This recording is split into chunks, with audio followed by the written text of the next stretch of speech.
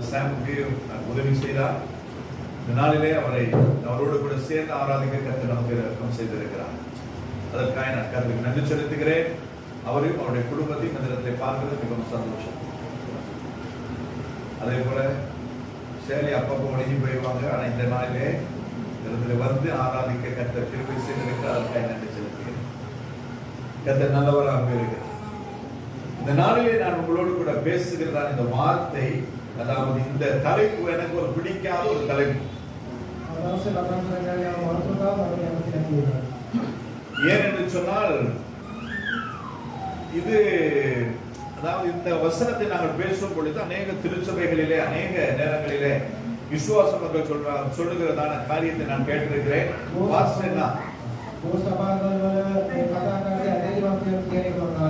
Pastor என்ன கேட்கிறதுலயே இருக்கிறாரு. ஆனால் இந்த சபையில இதுவரையிலும் கேட்டது கிடையாது.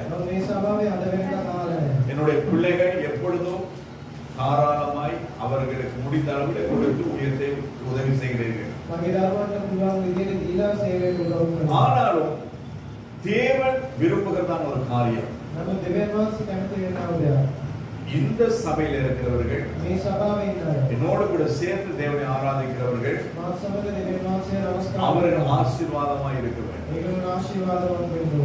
இருக்கிறமா தேவை. சில நேரம் நான் ஆண்டவர்கிட்ட கேட்கறது, ஆண்டவரே இந்த பிள்ளைகளை நான் ஆசீர்வதித்து ஜெபம் பண்றதா, தரித்திரமாவே இருக்கணும்னு ஜெபம் பண்றதா? ஏன் சொன்னா ஆசீர்வாதம் பெறும் பொழுது நமக்கு ஒரு பிரச்சனை தேவனை தேர்வது கிடையாது. யுத்தம் இருந்த நாட்களிலே யாழ்ப்பாணத்திலே வடக்கு கிழக்கிலே இருந்ததான ஜனங்கள் தேவனை தேடினார்கள்.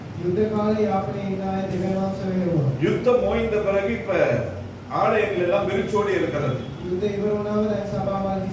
தரித்திர கஷ்டம் வியாதி வருத்தங்கள் இருக்கும் பொழுது ஜனங்கள் ஆண்டவரை தேடுவார்கள், திருச்சபைக்கு வருவார்கள். சபையே மூடியிருந்தாலும் துறக்க சொல்லி ஜெபம் பண்ணுவாங்க. ஆனால் ஆசீர்வாதமாய் இருக்கும் பொழுது கர்த்தர் பக்கமே திரும்புறது கிடையாது. அதான் எப்பவுமே ஆண்டவரை கேட்கறது, ஆண்டவரே ஜனங்க ஆசீர்வதிக்கப்படணுமா இல்ல தரித்திரத்திலேயே இருக்கணும்? ஆனால் காலம் சமீபமாய் இருக்கிறது. ஆண்டவருடைய வருகை மிகவும் சீக்கிரமாய் இருக்கிறது. எனவே கர்த்தர் நம்மை ஆசீர்வதித்து அநேகர் முன்பதாக நம்மை ஒரு சாட்சியாய் வைத்து கர்த்தருடைய வருகையை நம்மை அவர் சேர்த்துக் கொள்கிறார். அதனால் நான் இதை உங்களுக்கு பேசுகிறேன். நீதிமொழிகள் 11வது அதிகாரம் 25வது வசனம். இது உபதேசம். நீதிமொழிகள் 11வது அதிகாரம் 25வது வசனம். உதாரண குணமுள்ள ஆத்துமா செழிக்கும், எவன் தண்ணீர் பாய்ச்சுகிறானோ அவனுக்கு தண்ணீர் பாய்ச்சப்படும். உதார குணமுள்ள ஆத்துமா செழிக்கும், எவன் தண்ணீர் பாய்ச்சுகிறானோ அவனுக்கு தண்ணீர் பாய்ச்சப்படும். இந்த கடந்த இன்றோடு கூட சேர்ந்து 124 நாட்கள் கடந்திருக்கிறது. எத்தனை பேர் தண்ணீர் பாய்ச்சினீங்களோ தெரியாது, எத்தனை பேருக்கு தண்ணீர் பாய்ச்சப்பட்டதோ தெரியாது, எத்தனை பேருக்கு வறட்சி இருக்கிறதோ தெரியாது,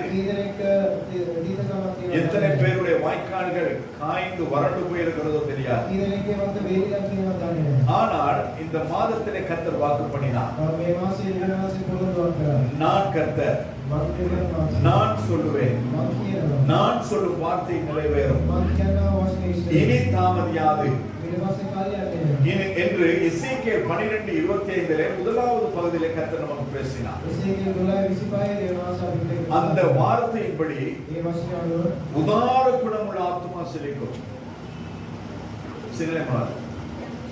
தியாகி உதார குணம், தியாகமாய் கொடுக்கிறவருடைய ஆத்துமா செழிக்கும். எவன் தண்ணீர் பாய்ச்சுகிறானோ அவனுக்கு தண்ணீர் பாய்ச்சப்படும். இது கர்த்தருடைய வார்த்தை. அப்ப நாம் ஆசீர்வாதமாய் இருக்க வேண்டுமானால், அல்லது என் தோட்டம் செழிப்பாய் இருக்க வேண்டுமானால், நாங்க சந்தோஷமா பாடணும். என்ன பாடணும்? நம்பிக்கையோடு கூட பாடி, என் வீட்டில் ஆகாரம் குறைவில்லை, தேவைகள் யாவும் சந்திக்கப்படும். பணம் இல்லையா? நான் தேவ சமூகத்திலிருந்து தைரியமா சொல்றேன். ದೇವಾಸಿಗೆ ಅನುಮತಿ ಮಾಡ್ತೀವಿ. நாங்க தசம பாகம் சொல்லி 10 ஒரு பங்கு கொடுக்கிறது கிடையாது. ಅಭಿ ದಾಸೆ ಕೊಡಸ್ಕೆ ದಾಯಿ. நான் வேலை செய்கிறதான நாட்களிலே ஆண்டவர்கிட்ட கேட்டேன், ஒரு வேலையில இருக்கும்போது ஆண்டவரே எனக்கு இந்த சம்பளத்தில் ஒரு வேலை கிடைச்சா எப்ப 90வது வருஷங்களிலே இந்த சம்பளத்தில் எனக்கு ஒரு வேலை கிடைத்தா நான் உமக்கு 15% கொடுப்பேன்.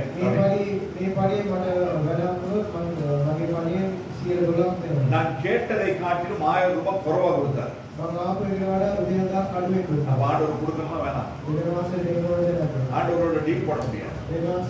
ஆண்டவரே நான் கேட்டது இந்த அமௌண்ட், கொடுத்தது 1000 ரூபாய் குறைய, அதனால நான் சொன்ன பொருத்தனை நிறைவேற்ற மாட்டேன் அப்படின்னு சொல்றேன்.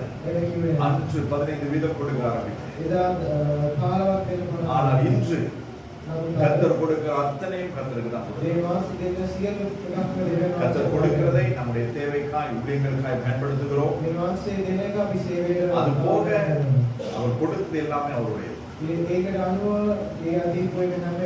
உங்களுக்கு சாட்சியாய் ஆராதனை கொடுத்து நான் சொல்றேன். கூலி கொடுக்கணும். பணம் எல்லாமே செலவாயிடுச்சு. செலவாயிடுச்சுன்னு சொன்னா ட்ரிப் போய் கிடையாது,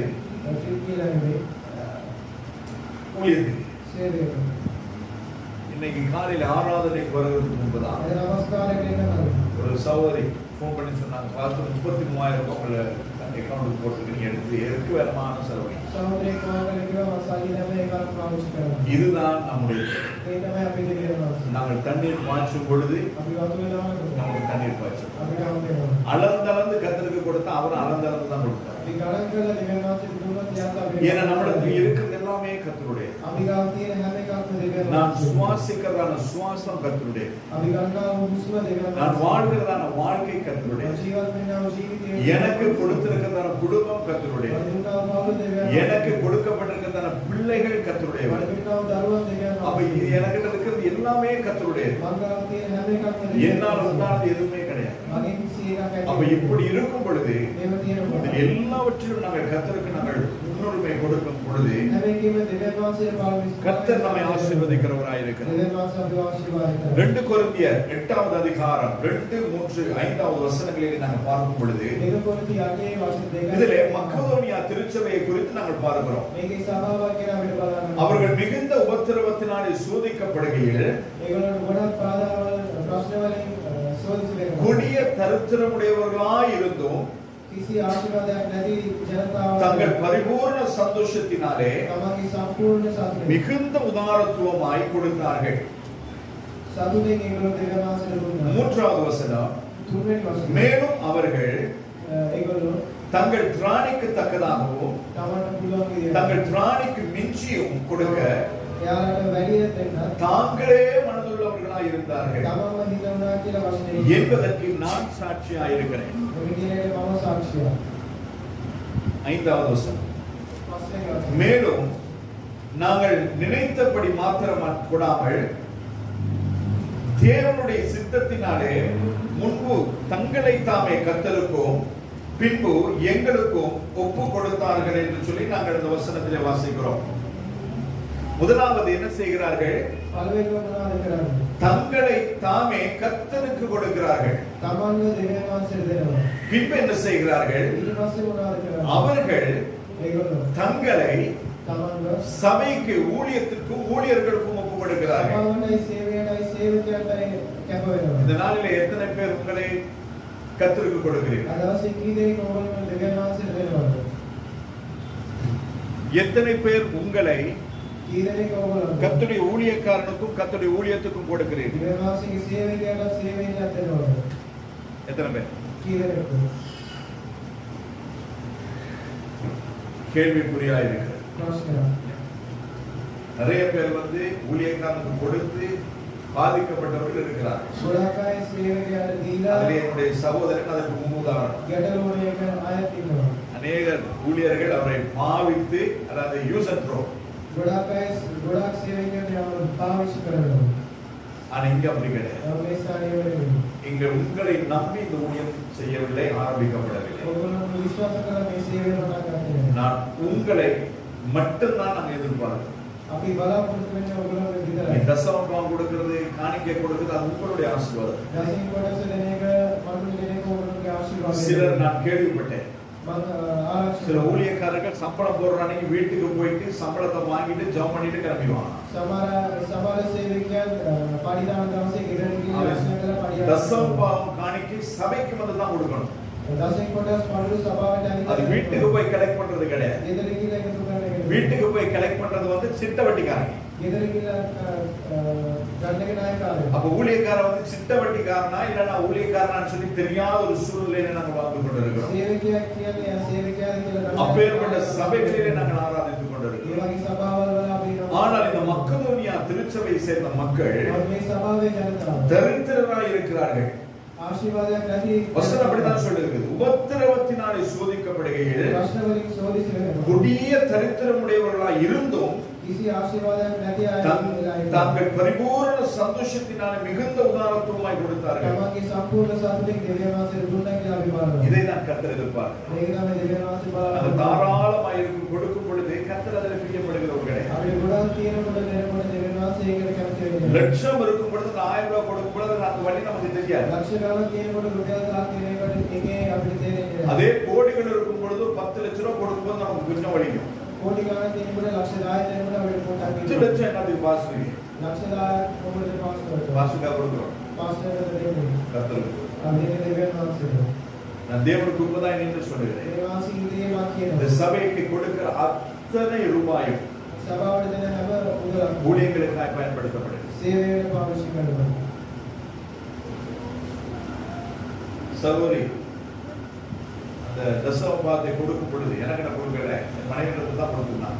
ඇයි දසින් කොටස දෙනකොට சொன்னாங்க இது உங்க ஊழியத்துக்கு இல்ல, உங்களுக்காய் பாவிங்க. මේ සේවයට නෙමෙයි ඔයගොල්ලන්ට පාවිච්චි எனக்கு කරනවා. கிடைக்கிறது எல்லாமே நீ ஊழியத்துக்கு போட்டுருவீங்கன்னு எங்களுக்கு தெரியும். දෙන හැම එකක්ම සේවයට இது உங்களுக்காய், உங்கள் குடும்பத்துக்காய் பாவிங்க. මේ ඔයාලා වෙනුවෙන් ඔයාලගේ කවල වෙනුවෙන් පාවිච්චි. அதையும் எடுத்து இங்க தான் போட்டுருக்கோம். ඒකත් තමයි මේ ස්ථානයේ. ஏனென்று சொன்னால் இங்க போட்டாதான் நீங்க ஆசீர்வதிக்கப்படுவீங்க. ඒකත් මේ ස්ථානයේ ධර්මත ඔයගොල්ලෝ. ஆனால் ஒரே ஒரு காரியம் நான் சொல்லுகிறேன். නම් දෙක දෙයක් මම කියනවා. நீங்கள் கொடுக்கிற ஞாயிற்றுக்கிழமை கொடுக்கிற காணிக்கை மாத்திரம் ඔයගොල්ලෝ ඊදා දෙන පඳුරු විතර. அதை நாம் நமக்கு ஆகாரத்துக்கு எடுப்போம். ඒක අපි කැමරට පාවිච්චි කරනවා. ஏனென்று சொன்னால் ඇයි කිව්වොත් அந்த பண காணிக்கையை நாங்கள் ஆகாரத்துக்கு எடுத்து நாங்கள் அது சாப்பிடும் பொழுது நாங்கள் ஆசீர்வதிக்கிற ஆசீர்வாதம் அது உங்களுக்கு මේ ஆசீர்வாதம். පඳුරු වලින් අපි කැමරට කරනකොට ඒ ආශිර්වාදය ලොකුයි. அப்ப நீங்க நினைக்கலாம், ஓ காணிக்கை ரொம்ப வருது போல அப்படின்னு. ඔයගොල්ලෝ හිතන්න පුළුවන් පඳුරු ගොඩක් වෙනවා. ஞாயிற்றுக்கிழமை ஆராதனை எவரேஜ் 2000 ரூபாய் தான்.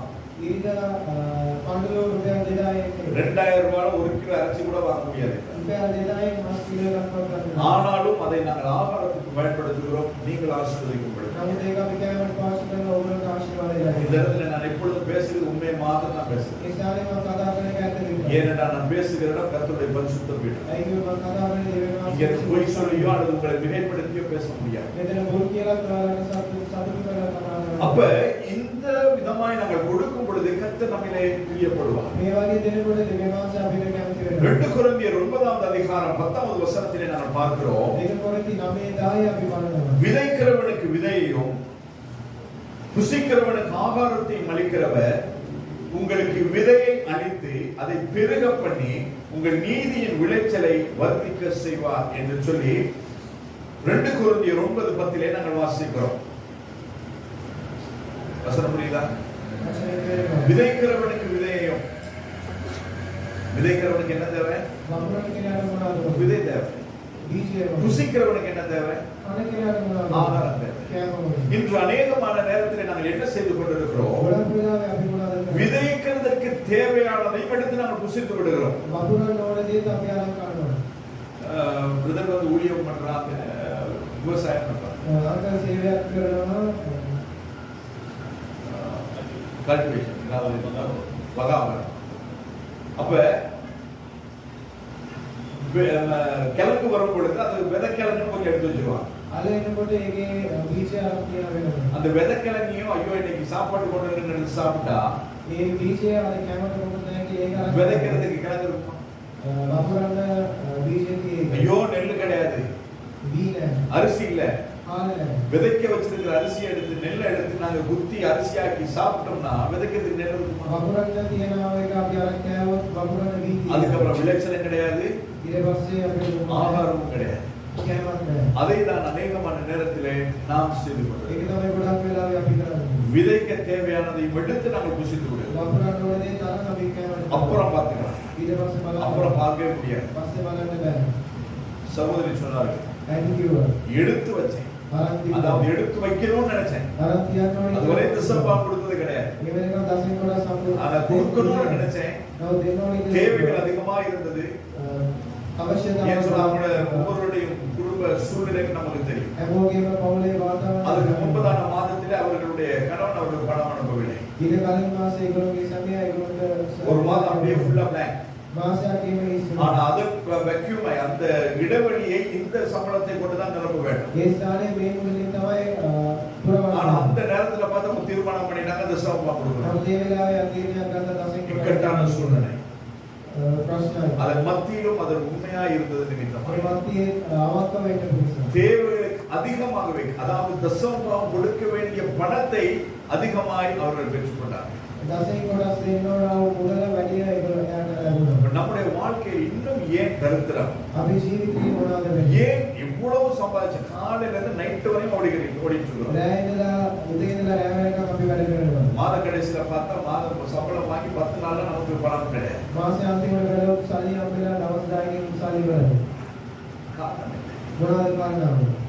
நாங்கள் விதைக்க தேவையானதை நாங்கள் எடுத்து புசித்து விடுகிறோம். அதனால் நமக்கு விதைக்கிறதுக்கு தேவையான இல்லாதனாலே அறுவடையை பெற்றுக்கொள்ள முடிகிறது. 2 கொரிந்தியர் 9வது அதிகாரம் 5, 6, 7 வசனங்களில் நாம் பார்க்கும் பொழுது 2 கொரிந்தியர் 9வது அதிகாரம் 5, 6, 7 வசனத்தில் நாம் பார்க்கிறோம். ஆகையால் வாக்குத்தத்தம் பண்ணப்பட்டிருக்கிற உங்கள் தான தர்மமானது லோபத்தனமாய் கையாடப்பட்டதாயிராமல் உதாரத்துவமாய் கொடுக்கப்பட்டதாய் இருக்கும்படியாக அதை ஆயத்தப்படுத்துகிறதற்கு சகோதரரை ஏவி உங்களிடத்துக்கு முன்பதாக அனுப்புவது எனக்கு அவசியம் என்று காணப்பட்டது. பவுல் அப்போஸ்தலர் கொரிந்தி சபைக்கு எழுதும் பொழுது இதை சொல்லுகிறார். பவுல் அப்போஸ்தலர் கொரிந்தி சபைக்கு எழுதும் பொழுது இதை சொல்லுகிறார். நான் வருகிறதற்கு முன்பதாகவே ஊழியத்திற்கு தேவையானதை, தான தர்மம் செய்ய வேண்டியதை, அந்த ஊழியத்திற்கு தேவையானதை, ஏழைகளை, விதவைகளை, திக்கற்றவர்களை விசாரிக்கிறதுக்கு தேவையானதை நீங்கள் சேர்த்து வைக்க வேண்டும் என்று சொல்லி நான் முன்பதாகவே ஒரு சகோதரனை உங்களுக்கு மத்தியிலே அனுப்பும்படியாக நான் தீர்மானித்திருந்தேன். அது எனக்கு அவசியமாய் காணப்பட்டது. ஆனால் பின்னும் நான் சொல்லுகிறது என்னவெனில், சிறுக விதைக்கிறவன் சிறுக அறுப்பான், பெருக விதைக்கிறவன் பெருக அறுப்பான். அப்ப நாம விதைக்கிற அளவுதான் நாம அறுக்க முடியும். நாம் எந்த அளவுல விதைக்கிறோமோ அந்த அளவுல தான் நாம அறுக்க முடியும். நேற்றைய வேத படிப்பில் கூட நான் சொன்னேன், கர்த்தர் உங்களை ஊழியத்துக்கு அழைப்பார் என்று சொன்னார். உங்களுடைய அழைப்பையும் கர்த்தர் எதற்காக உங்களை தெரிந்து கொள்கிறார்கள் என்பதையும் நீங்கள் உறுதி செய்த பின்பதாக நீங்கள் எவ்வளவு கோடிக்கணக்கா சம்பாதித்தாலும் நீங்க தைரியமா அதெல்லாம் விட்டு நீங்க ஊழியத்துக்கு வரலாம். ஏன் என்று சொன்னால் உலகத்திலே நாங்கள் சம்பாதிக்கிறது ஒரு அளவு, ஆனால் ஊழியத்திலே கர்த்தர் நமக்கு கொடுக்கிறது அளவற்றதாய். நீங்க மாசம் முழுக்க வேலை செஞ்சா உங்களுக்கு எவ்வளவு சம்பளம் கிடைக்கும்?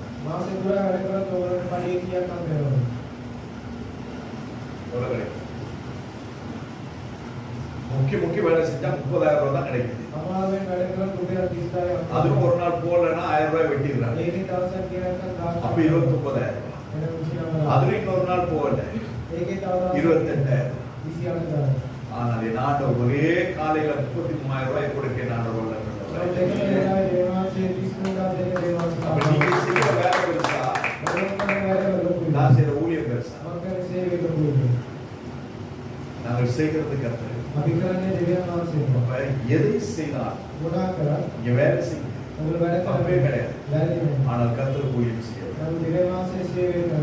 தினத்தில் ஒரு வசனத்தை தியானி. கர்த்தருடைய வேலையை அசதியாக செய்கிறவன் சபிக்கப்படும். கர்த்தருடைய வேலை என்னது? நான் நினைக்கிற ஊழியம் தான் கர்த்தருடைய வேலை. கர்த்தர் நமக்கு கொடுத்த பொறுப்புகள் எல்லாம் கர்த்தருடைய வேலை. நமக்கு ஒரு கர்த்தர் ஒரு குடும்பத்தை கொடுத்திருந்தார். அந்த குடும்பத்தை பார்க்கிறது, பராமரிக்கிறது, நடத்துகிறது, அது நம்முடைய வேலை. ஒரு தகப்பனாய், ஒரு தாயாய், ஒரு பிள்ளையாய் என்னுடைய கடமைகளை நான் செய்யவில்லை என்றால், நான் கர்த்தர் எனக்கு கொடுத்த குடும்பத்திலே எனக்கு கொடுத்த வேலையிலே நான் அசதியாய் இருக்கிறேன். அப்பொழுது நான் சபிக்கப்பட்டவனாய் மாறுகிறேன். மூத்தவர்களை நான் கனப்படுத்த வேண்டும், பெற்றோரை கனப்படுத்த வேண்டும், என் உறவுகளை நான் கனப்படுத்த வேண்டும். வேதம் தெளிவாய் சொல்லுகிறது, ஒருவருடைய பாரத்தை ஒருவர் சுமக்க. அப்ப நாம நம்முடைய வாழ்க்கையிலே நமக்கு வைத்திருக்கிற சுமைகள் எதுவாய் இருந்தாலும் அந்த சுமைகளை நாங்கள் சந்தோஷமாய் சுமக்க வேண்டும். அப்பொழுது கர்த்தருடைய அந்த வேலை நாங்கள் நிறைவாய் இருக்கிறபடி நான் கர்த்தர் நம்மை ஆசீர்வதிப்பார். இதெல்லாம் நான் உங்களுக்கு சொல்ல தேவையில்லை, ஏன்னா நீங்க பைபிள் ஸ்டடிக்கு வந்தா நீங்க கற்றுக்கொள்ளணும். இந்த இடத்துல நாங்கள் பார்க்கிறோம், யாரெல்லாம் சிறுக விதைக்கிறோம் நாம் சிறுகதான் நடக்கணும். பெருக விதைப்போமானால் அறுவடை அதிகமா இருக்கும். அப்ப அறுவடை கொஞ்சமா எடுக்கிறதும் குறைவா எடுக்கிறது யாருடைய கருத்துல இருக்கிறது? நம்முடைய கருத்துல தான். அதே அதிகாரத்தில் 7வது வசனத்தில் இப்படியா எழுதப்பட்டிருக்கு, அவனவன் விசனமாயும் அல்ல கட்டாயமாயும் அல்ல. அவனவன் விசனமாயும் அல்ல துக்கத்தினால், கட்டாயமாயும் அல்ல தன் மனதில் நியமித்தபடியே கொடுக்க கடவுள். உற்சாகமாய் கொடுக்கிறவனிடத்தில் தேவன் பிரியமாயிருக்கிறார். நாங்கள் கர்த்தருக்கு கொடுக்கிறது எப்படி கொடுக்க வேண்டும்? உற்சாகமாய் கொடுக்க வேண்டும். அது பெரிய அமௌண்ட் தான் கிடையாது. என் ஆண்டவருடைய பார்வையில 2 பணம் கொடுத்த அந்த விதவை அவள் பெரியவளாய் காணப்படுகிறார்.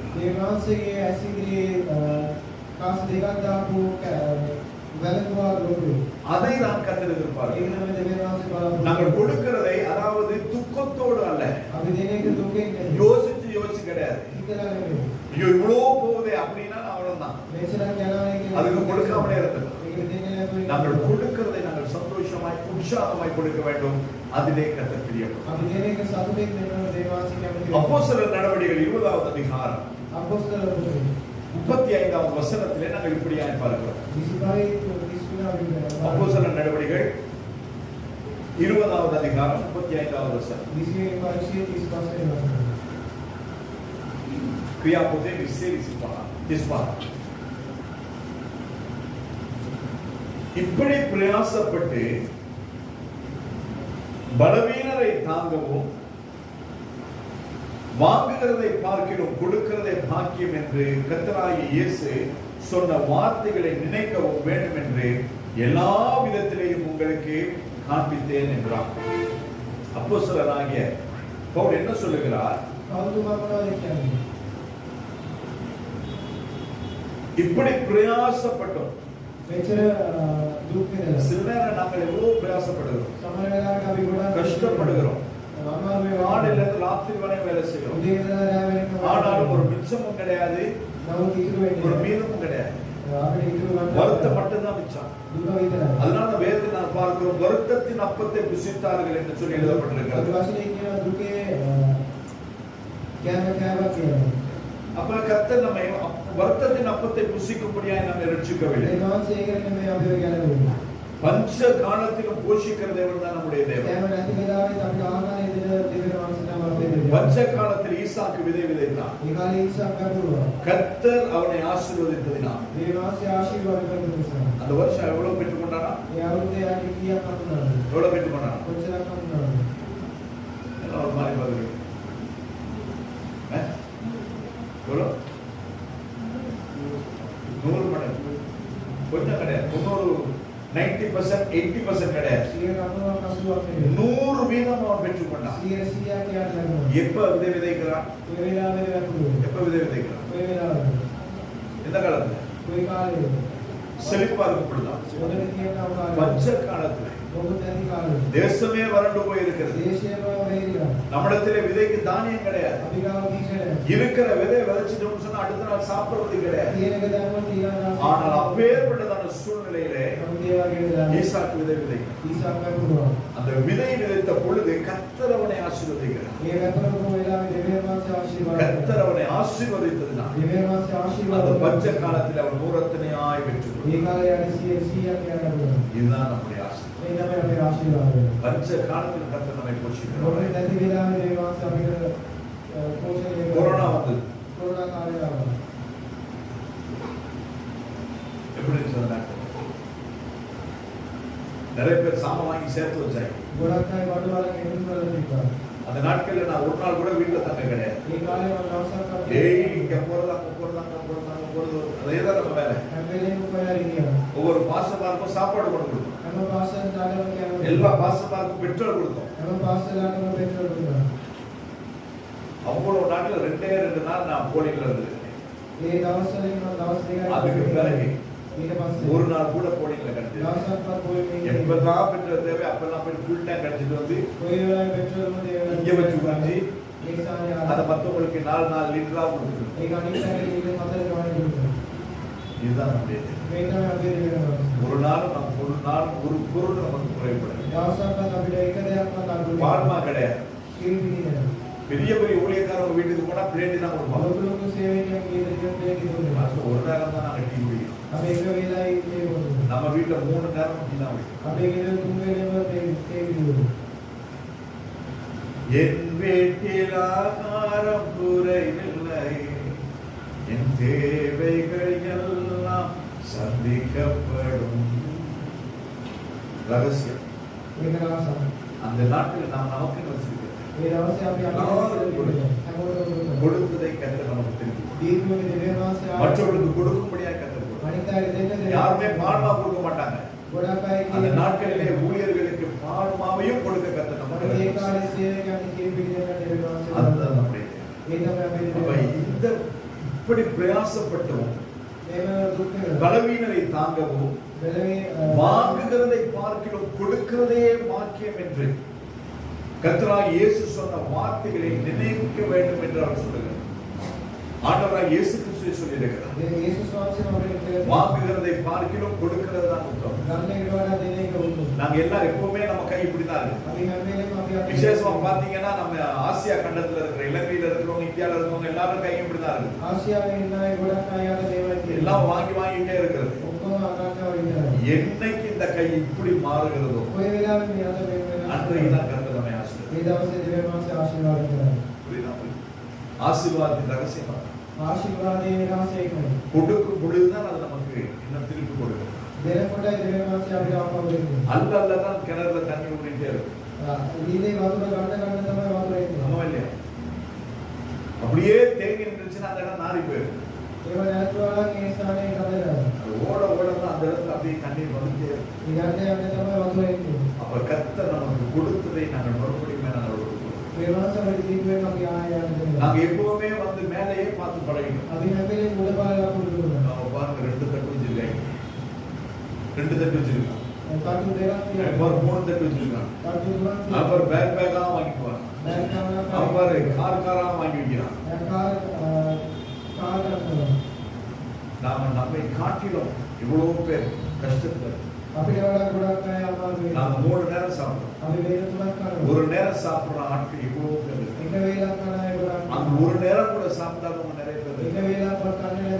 சனிக்கிழமை ஆகாரம் கொடுக்கும் நமக்கு தெரியும்.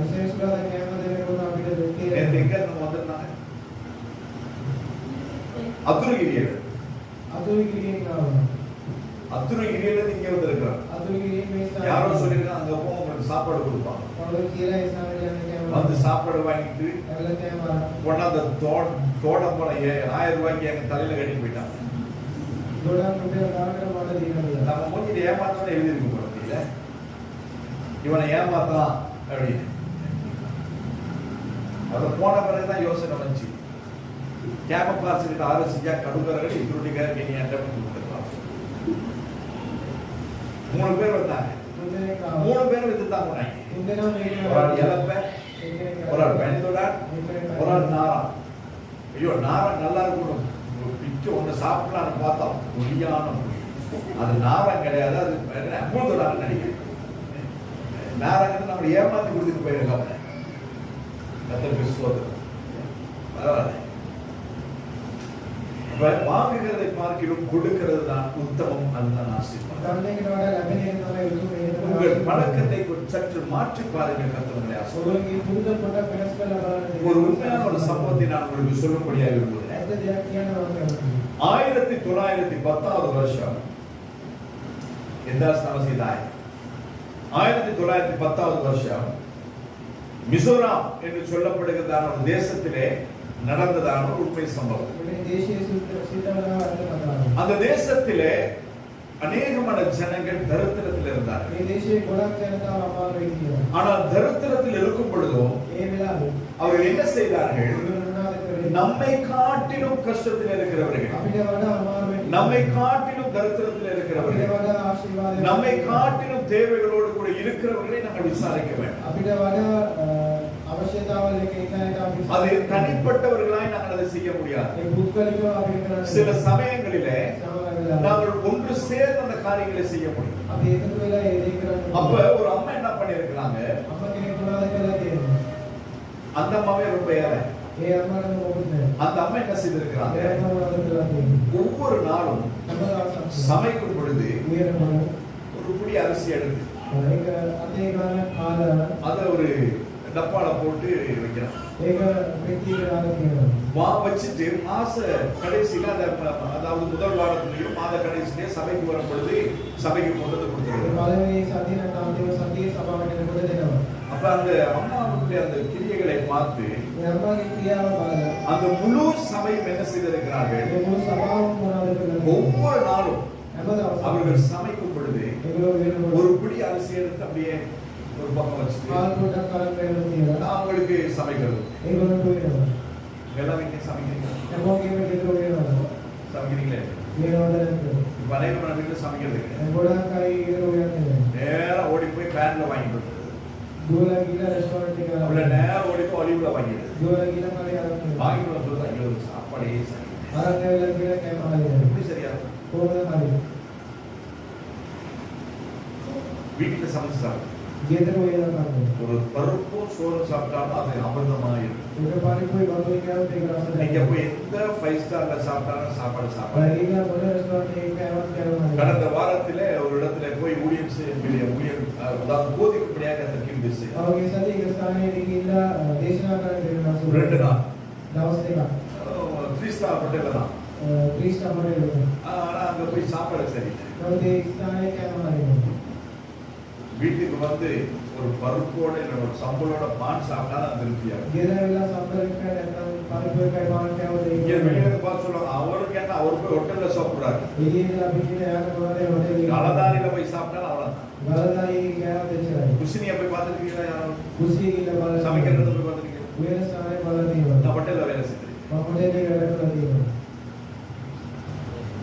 மாறி வருவேன் சமைச்சிருக்காரோ எவ்வளவோ ஸ்டார் ஹோட்டல்னாலும் கிச்சன் வந்து அவ்வளவுதான். அதை பத்தி நான் பேசவே முடியாது. காலை வச்சா படுக்கும் அந்த அளவுக்கு வாசி. நாங்க வீட்டுல சமைக்கும் போது புது புது எண்ணெயா வாங்கி சாப்பிடுவோம். ஒரு நேரம் பொரிச்செண்ணெய் அடுத்த நேரம் யூஸ் பண்றது கிடையாது. அங்க போன கிழமை பொரிச்செண்ணெய் இந்த கிழமையில யூஸ் பண்ணுவாங்க. அப்படியே கழுவி போயிட்டு சேர்ற எண்ணெயை அவங்க எடுத்து விற்கிறாங்க. இதெல்லாம் உங்களுக்கு தெரியாது. கேட்டா முன்னுக்கு மண்ணக்கா சூப்பரா இருக்குது. वो तीसरा मंजो का அந்த மண்ணிக்கா பொரிக்கிற எண்ணெய் வந்து சுத்தமான எண்ணெய் கிடையாது. ये मंजो का बाद तेल सूखे எங்கேயோ கழுவி போன எண்ணெய் எடுத்து அவங்க மறுபடியும் ரீசைக்கிள் பண்ணி அதை டேங்க் கேன்ல அடைச்சு கொண்டு வந்து விற்கிறது. सारे पांच इधर बुद्धि लेकर रिसाइकल कर நம்ம வீட்ல பொரிச்சா நல்லா வருது இல்லையே? अभी किधर रोज கடையில பொரிச்ச மட்டும் எப்படி நல்லா வருது? तीसरा गाड़ियां रोज நம்ம வீட்ல புது எண்ணெயில பொரிக்கிறோம், अभी किधर आलू அங்க வந்து பழைய எண்ணெயில பொரிக்கிறோம். सारे पांच அதான் taste. इसका मैं रास्ता அங்க ஸ்டாக்னு ஒன்னு யூஸ் பண்ணுவாங்க. इधर स्टॉक की लेकर पांच என்ன தெரியுமா ஸ்டாக்? मगर ஒண்ணுக்கு ஹலால்னு போர்டு போட்டுருக்கும். इससे हमारा ஆனா ஸ்டாக்ல என்ன இருக்குன்னா वो स्टॉक की बना दी மண்டி வார், கோழி கால், கோழி தலை, இது எல்லாமே போட்டு அங்க வெந்துட்டே இருக்கும். இங்க கறி சமைக்கும் பொழுது என்ன பீஃப் டெவல் ஒன்று கொடுங்க, அதுக்கு என்ன பைப்ல இருந்து தண்ணியை வச்சு ஊத்துறாங்க. அந்த ஸ்டாக்ல இருந்து ஒரு கறி எடுத்து ஊற்றி கூட கிண்டி கட்டா கட்டா கட்டா கட்டா அடிச்சு கொண்டாந்து அவங்களை போட்டு கொடுத்துருவாங்க. ஆமா, நான் டேஸ்ட் தான். இந்த மாதிரி எங்கேயுமே சாப்பிட்டது கிடையாது. இதுவரை நான் பண்ணி சாப்பிட்டதே கிடையாது. ஆனா அதுல இருக்கிற தண்ணி எதுல உள்ள தண்ணி சொல்லலையோ, நான் தான் பேசப்பட்டு போய் அதுல இருந்து இருக்குது. இதெல்லாம் நமக்கு தெரியாது. ஆனா நாங்க என்ன சொல்றோம், இதெல்லாம் நல்லா இருக்கு.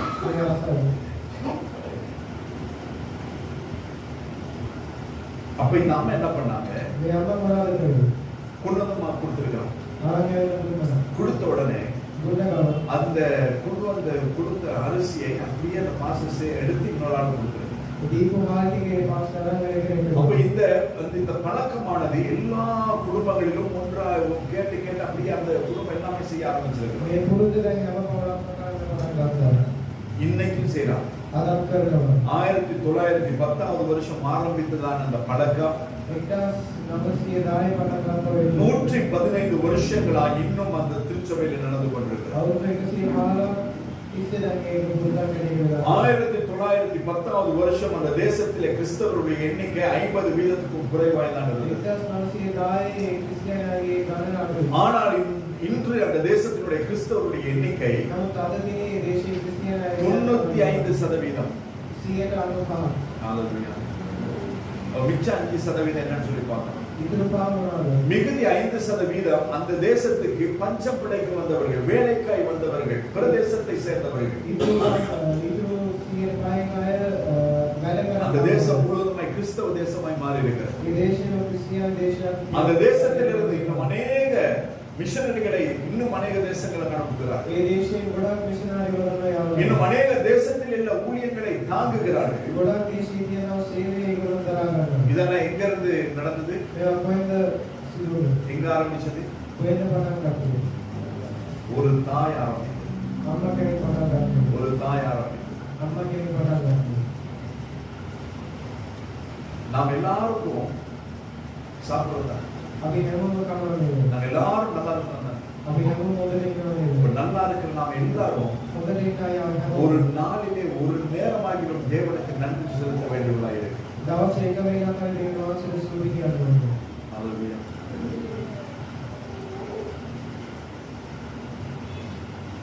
அந்த தேசமே இந்த உருப்படி அரிசியை எடுத்து வைக்கிற பழக்கத்திற்கு அந்த தேசம் அதன் நிமித்தமாய் அந்த தேசம் அந்த அரிசியை கொண்டு அநேக ஊழியர்களை தாங்குகிற ஒரு தேசமாய் சபையாய் மாறி இருக்கிறது.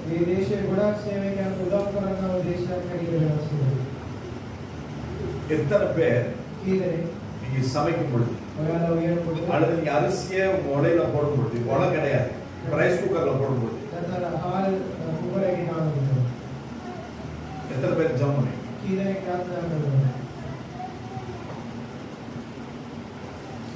ஜபமே பண்றது இல்ல? இதுல அரிசிக்கு ஜபம் பண்றோம், இதுல ஃபோர்த்து வாரு ரைஸ் குக்கருக்கு ஜபம் பண்றோம். இதான் உங்களுக்கு தரித்திரம். நம்ம அம்மா அவங்க ரசிக்கப்பட்டவங்க கிடையாது. அவங்க அரிசியை கழுவி போறதுக்கு முன்பதாக அந்த ரைஸ் குக்கருக்கு பிதாசுத்தம் பரிசுத்தாவியான போடுவாங்க. அவங்க செய்கிற பழக்கம் ஆவிக்குரிய சபையில இருக்க நமக்கு கிடையாது. சாப்பிடுறதுக்கு முன்பு அவங்க ஜெபம் பண்ணுவாங்க. நம்மளுக்கு வச்சானா எடுத்து போற நேரம் வாயில போறது, வார நேரம் வாயில போறது, அவன் என்னத்த போறான்னு அவனுக்கே தெரியாது.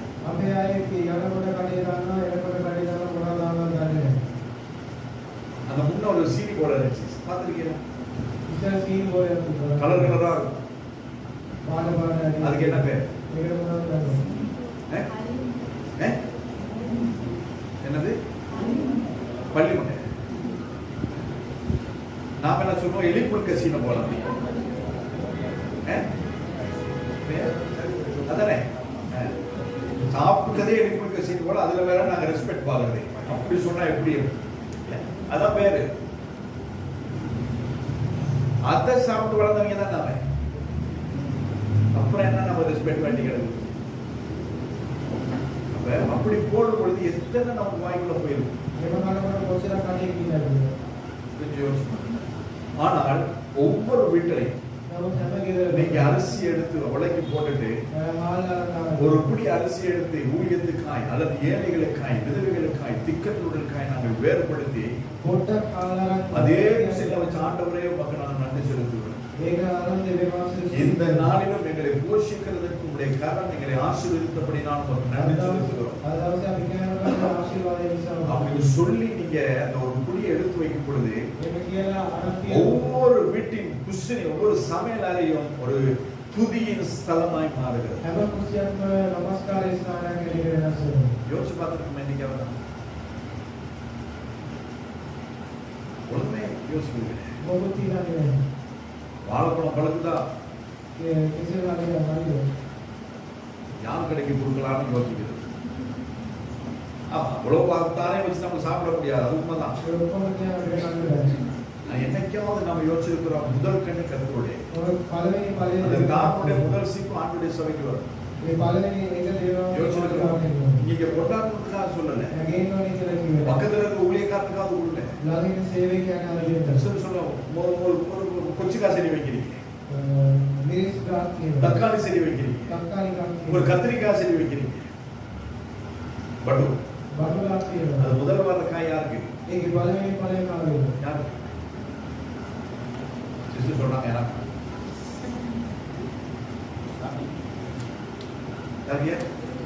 கத்தலுக்குரியது. நாம என்ன யோசிப்போம்? ஒரு காயம் கொண்டு வந்து கொடுக்கறது எப்படி கொடுக்கறது? யோசிக்க அந்த ஒன்றை கொடுத்து பாருங்க. அதுக்கு பிறகு ஆசீர்வாதத்தை நீங்க பாருங்க. ஏன்னா வசனமா தான் சொல்லுது, முதல் கனி கர்த்தருடைய. கத்திரிக்காய் மாத்திரம் கிடையாது. உங்களுடைய மூத்த பிள்ளை, எத்தனை பேர் மூத்த பிள்ளைகள் இருக்கீங்க? மூத்த பிள்ளை எத்தனை பேர்? நீங்க எல்லாம் கர்த்தருடையவர். நீங்க கடைசி முடியும் மூத்தது எல்லாம் கர்த்தருடைய. மூத்தது இங்க நிக்கிறேன், அடுத்த மூத்தது அங்க இருக்கு. விரும்பினாலும் விரும்பாவிட்டாலும் நாங்கள் கர்த்தர் ஊழியம் செய்ய வேண்டும். ஏனென்றால் மூத்தது எல்லாம் கர்த்தருடைய சொல்லுகிறேன். அப்படியே நான் இஷ்டப்பட்டு வரலனாலும் கர்த்தர் அடிச்சு தூக்கிட்டு வருவார். அந்த நேரத்துல நாம ஐயோ அம்மான்னு சொல்லி கதறி வேலை கர்த்தர் கிருபையாய் போடும் பொழுது நாங்கள் சொன்னா கர்த்தர் நம்ம ஆசை. நிறைய பேர் சொல்லுவாங்க, நிறைய சாட்சி நான் கேட்டிருக்கேன். நான் அப்படி இருந்தேன், நான் அங்க போனேன், அங்க போய் கர்த்தர் அடிச்சாரு, 3 மாசம் சம்பளம் இல்லாம இருந்தேன், அதுக்கு பிறகுதான் உணர்ந்தேன் இங்க வந்து ஊழியம் செய்ய. நமக்கெல்லாம் அந்த பாடே கிடையாது. கர்த்தர் கூப்பிட்டா சரியாண்டவரே இன்னைக்கு ஒரே ஒன்றாச்சு. ஆனா போன வருஷம் தான் கர்த்தர் நம்ம கால் உடைச்சாரு. ஏன் உடைச்சாரு? ஆண்டவர் சொன்ன ஓடுறது அதிகம், தேவெல்லாம் ஓடிட்டு. ஏசா அடிச்சா எல்லாரும் பார்த்து சிரிப்பாங்க. அதனால நானே உன்னை அடித்தேன். ஆண்டவர் கேட்டேன், ஏன் ஆண்டவரே? சரியா விழுந்து எலும்பு முறிந்து இன்றோடு கூட 1 வருஷம்.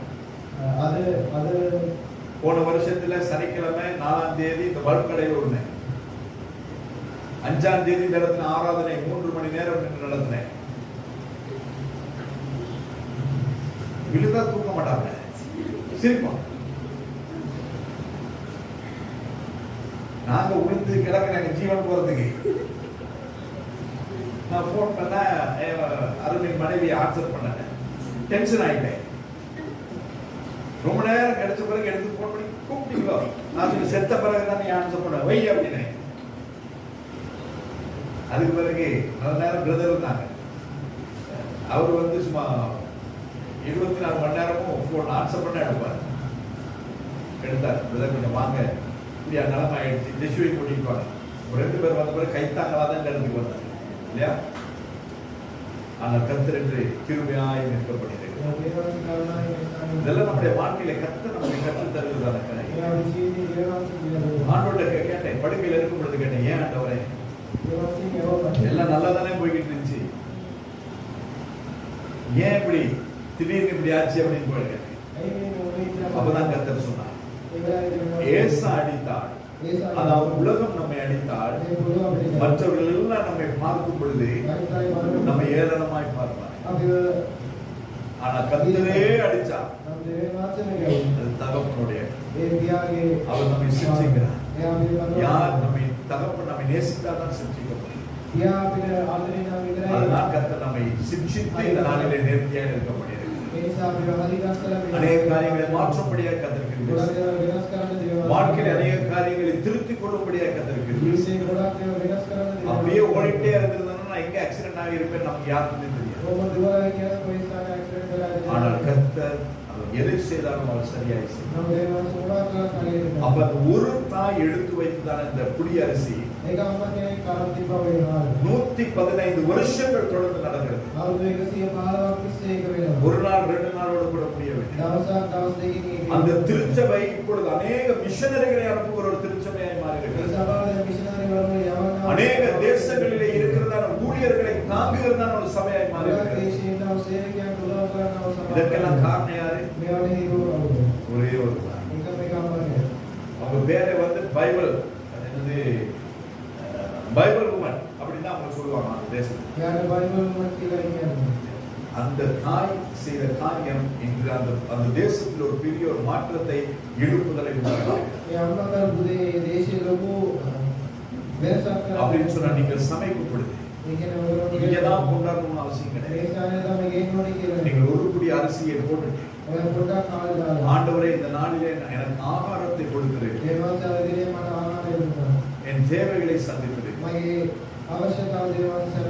இன்னும் ஒரு நாளிலே என்னை ஜீவனோடு கூட வைத்திருக்கிறேன், அதற்காக நான் உனக்கு நன்றி செலுத்துகிறேன் என்று சொல்லி ஒவ்வொரு சமையல் அறையிலும் இருந்து நீங்க சொல்லுகிறதான அந்த துதி உங்கள் குடும்பத்தை அதை ஆசீர்வாதம்.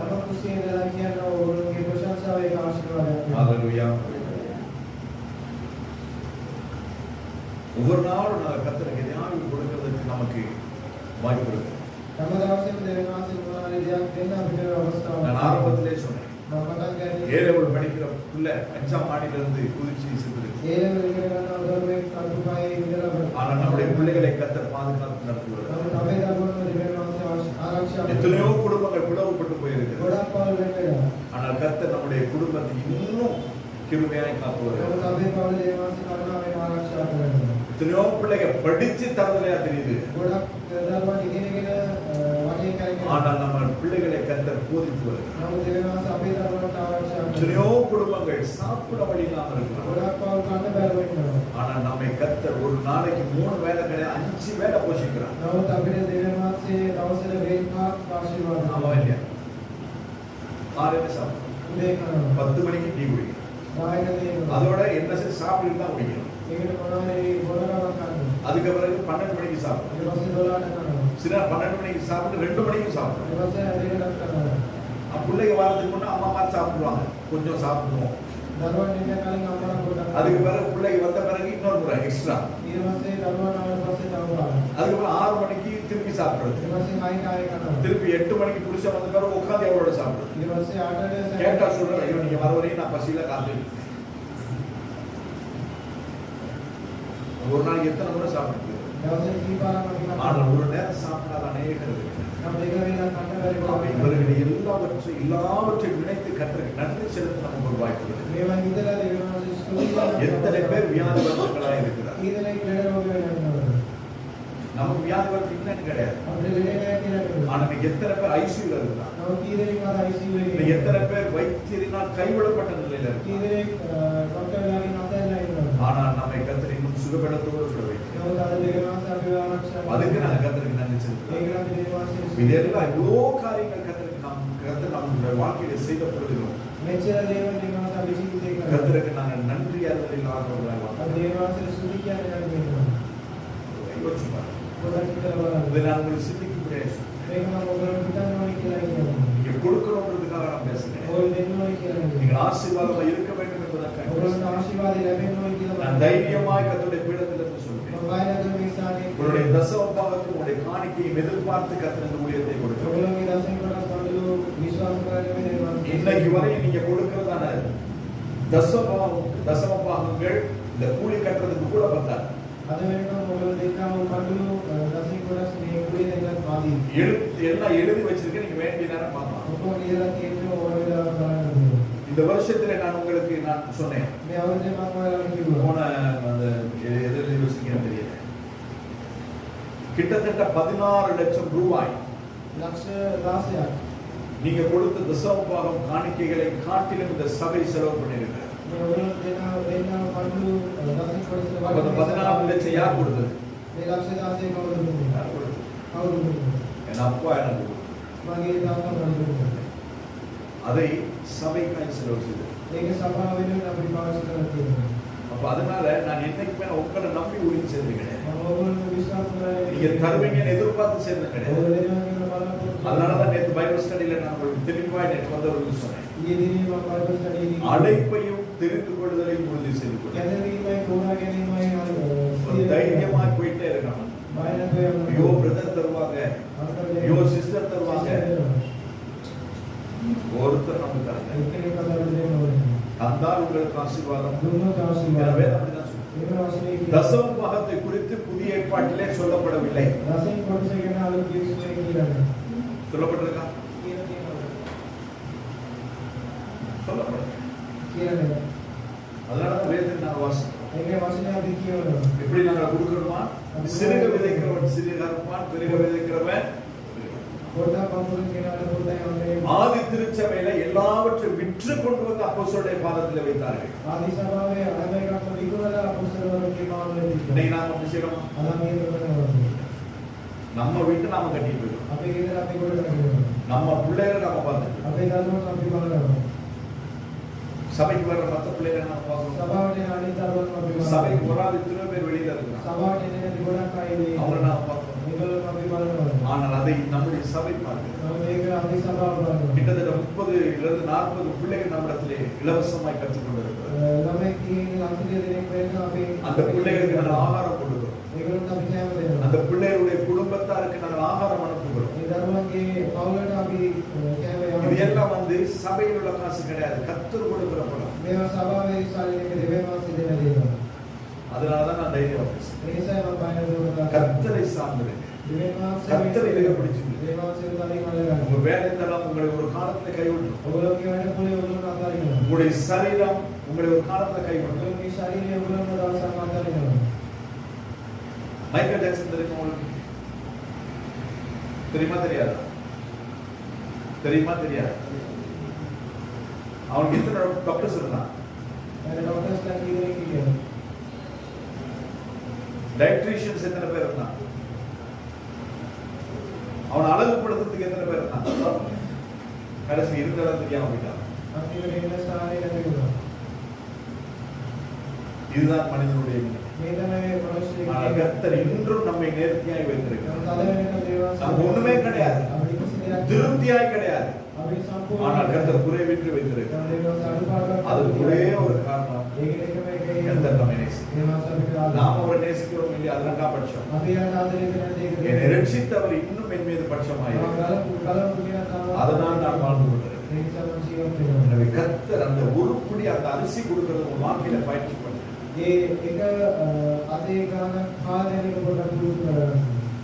ஒரு புடி எடுத்து போட்டு ஆண்டவருக்கு உங்க சமய அறையில இருந்து நீங்க ஸ்தோத்திரம் பண்ணுங்க. 1 கிலோ போட சொல்லி சொல்றது ஒரு புடி தான். அந்த ஒரு புடியை போட்டு நீங்க கர்த்தருக்கு ஸ்தோத்திரம் பண்ணுங்க. ஆண்டவரே, இந்த நாளிலும் நீர் எங்களை போஷிக்கிறீர். இந்த நாளிலும் எங்கள் தேவைகளை அதனால வேதத்தில் நம்ம பார்க்கிறோம், மார்பு செய்கிற துணி ஆசீர்வாதமாய் நீங்க மாவுக்கு செய்கிற துருத்தி ஆசீர்வாதம் ඔබ පිළිදාන ඒ වාසයේ ආශිර්වාදවත් වෙනවා. இருக்கிற நிமிஷம் நாங்கள் கத்தருக்கு நாங்கள் கத்தரை கனப்படுத்துவோம். ඔබ කියනවා නම් දිව්‍ය වාසයේ ගාව செய்து பாருங்கள் கத்தர் உங்களை ஆசீர்வதிப்பார். කරනවා දිව්‍ය වාසයේ ආශිර්වාද. கடைசியாக ஒரு வசனத்தை வாசிக்க நான் முடியும். ආත්මික වචන කියනවා අපි 2 கொரிந்தியர் 12வது அதிகாரம் 15வது வசனம். 2 கொரிந்தியர் 12:15. தொலகை பாடுவர். ஆதலால் நான் உங்களில் எவ்வளவு அதிகமாய் அன்பு கூறுகிறேனோ அவ்வளவு குறைவால் உங்களால் அன்பு கூறப்பட்டிருந்தாலும் மிகவும் சந்தோஷமாய் நான் உங்கள் ஆத்துமாக்களுக்காக செலவு பண்ணப்படவும் விரும்புகிறேன். பவுல் அப்போஸ்தலன் கொரிந்து சபையாருக்கு எழுதினது. அதை நான் என்னுடைய சபைக்கு நேராய் நான் சொல்கிறேன். நான் உங்களில் எவ்வளவு அதிகமாய் அன்பு கூறுகிறேனோ அவ்வளவு குறைவாய் உங்களால் அன்பு கூறப்பட்டிருந்தாலும் நீங்க எல்லாரும் என்ன நேசிக்கிறீங்களா?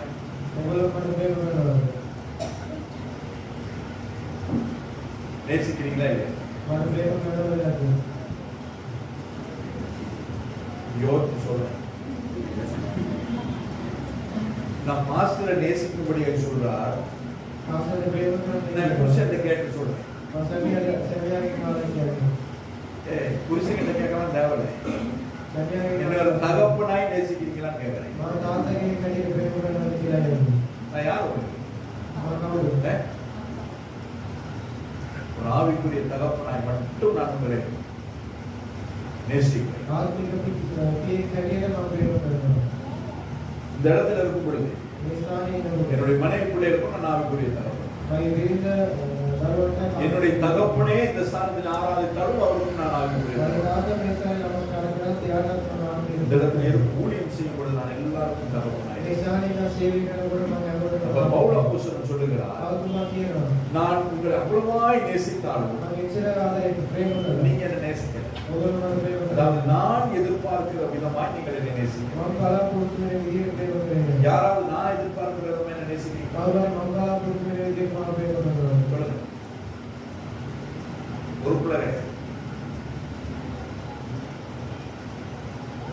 நான் நேசிக்கிற விதமாய் நான் எதிர்பார்க்கிற விதமாய் என்றால்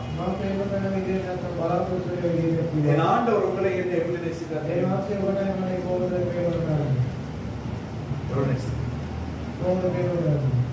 என் ஆண்டவர் உங்களையும் என்னையும் எவ்வளவாய் நேசிக்கிறார்?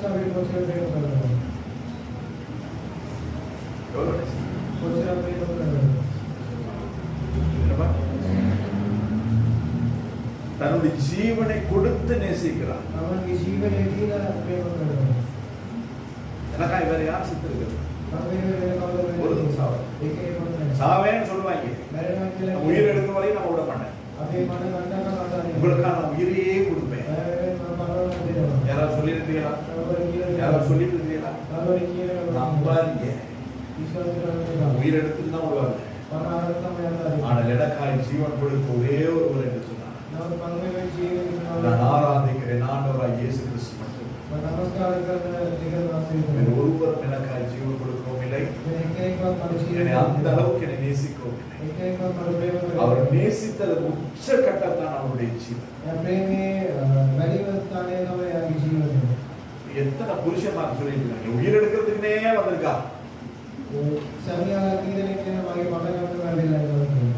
சீக்கிரத்தை பார்த்தா சொல்லிட்டு தான் கட்டுற நாள்ல இருந்து என் ஜீவன் போயிட்டே இருக்குது. அது ஒரேடியா போயிட்டு அவ்வளவு நல்லா ஒரேடியா போயிட்டு நல்லா தான் சொல்றது கிடையாது. மனசுல நினைச்சுக்கிறோம். சொல்லியே நம்ம ஜீவனை வாங்கிட்டு இருக்கிறோம். இதெல்லாம் நினைச்சு ஆனால் அவர் சொன்னார், அவர் செய்கிறார். அதுதான் நம்முடைய ஆண்டவராகிய இயேசு. அதே அன்பைதான் ஒரு தகப்பனாய் ஊழியனாய் நான் என்னுடைய சபையில இருக்கிறேன். அதாவது நீங்க எனக்கு செய்யணும்னு எதுவுமே கிடையாது. உங்கள் ஆவிக்குரிய வாழ்க்கை கர்த்தர் எதிர்பார்க்கிற விதமாய் கட்டப்பட வேண்டும். இந்த தசம எனக்கு முக்கியமே கிடையாது. நேற்று ராத்திரியில் நான் என் மனைவியும் இன்னொரு சகோதரியும் சேர்ந்து அதான் பேசிக்கிறேன். ये दवस अभी पता लगा உங்க காசு பணம் எனக்கு தேவையே கிடையாது. वो लोग की सारी बात करते हैं ஏனென்றால் வெள்ளியும் என்னுடையது, பொன்னும் என்னுடையது என்று சொன்னவர் தான் என்னுடைய तो जब हम आगे की लगी विद्यमान से 18 வருஷங்களா ஊழியத்தில் அவர்தான் நடத்திக்குவார். और उदाहरण से या फिर 7 வருஷங்களாய் வேத கலாசாலையிலே அவர்தான் என்னை நடத்தினார். और लोग आता बाइबल स्कूल के நான் ஆண்டவரை அறியாத பொழுதிலும் அவர்தான் என்னை நடத்தி இந்த நாள் வரைக்கும் இந்த நாளுக்காய் என்னை முன்குறித்திருந்தார். देवा से जानने से कार्य रहेगा உங்க தசம காணிக்கையோ அல்லது உங்களுடைய சொத்து சுகமோ அல்லது நீங்க கொடுக்கறதான எதுவுமே எனக்கு முக்கியம் கிடையாது. என் ஆண்டவருடைய வேதம் சொல்லுகிற பிரகாரம் நீங்க வாழ்ந்தாலே அதாவது இந்த வேதத்தை விட்டு வலது இடது புறம் சாயாதபடிக்கு நீங்க வாழணும். ஒரு காரியத்தை நான் தைரியமாய் சொல்லுவேன். பவுல் அப்போஸ்தலன் சொன்னது போல என்னை போல கர்த்தரை பிரியப்படுத்துறவனா வாழ.